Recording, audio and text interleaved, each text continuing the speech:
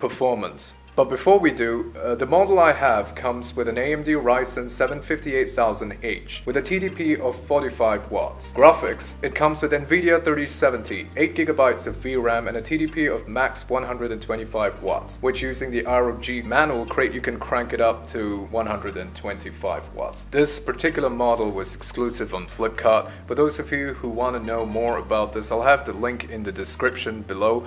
Do check it out. Now, to display performance, I'll be doing a turbo versus manual stress test. The two profiles available on the ASUS Armory crate that crank your computer to its maximum performance on turbo and manual, where you can create your own custom performance according to your work needs. Now, the manual settings are not on max because of stability issues. The settings I've made are ideal for prolonged gaming and workflows without app crashes. I'll do a max performance in a later video for targeted games that you probably would like to comment down. This is mainly a stress test for all common games. So without further ado, let's kick off with Assassin's Creed Valhalla.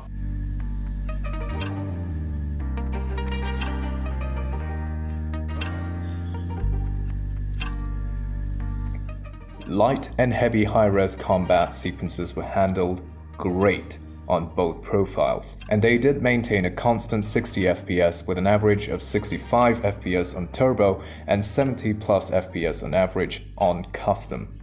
Again, custom has the upper hand because of the better cooling, and given the extra GPU boost, it does help.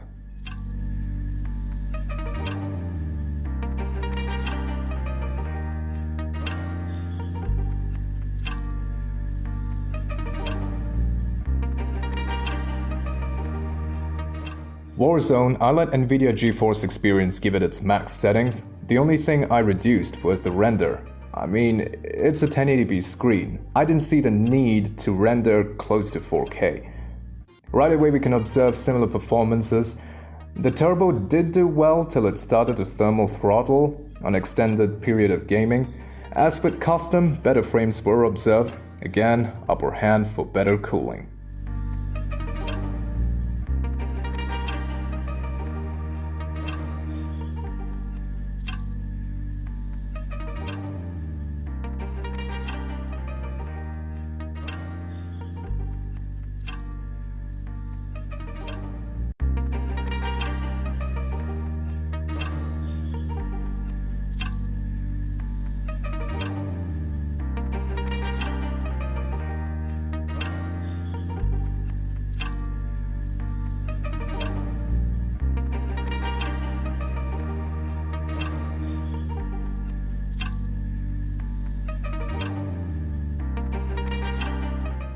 Fortnite, I left the settings at max. Remember, this is a mere strain test.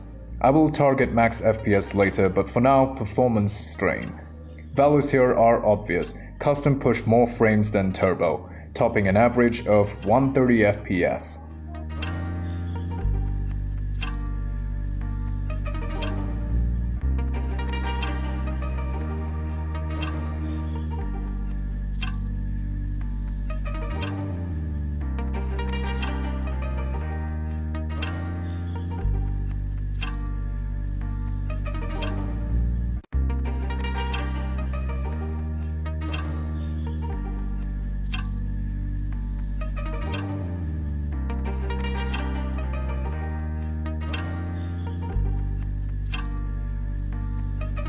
Grand Theft Auto 5. Let the settings stay at all max. Here, the values, yeah, they speak for themselves.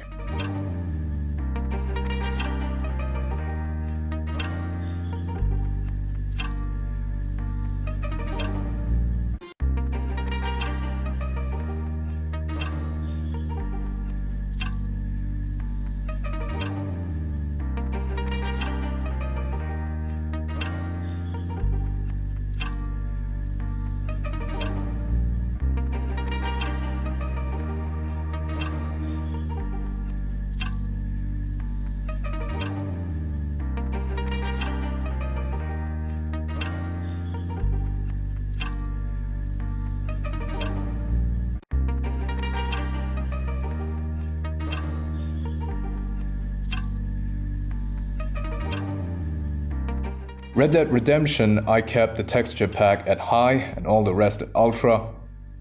Both did perform kind of the same, around about more than 50 FPS, 50 plus FPS. Again, this game is graphic intensive. Guys, let me know if you want me to target 60 FPS on this game. If not, I don't really play this game, I mean I just have it, so here it is. But apart from that, if you guys are interested in maxing the FPS to 60 plus, I'd be glad to do so.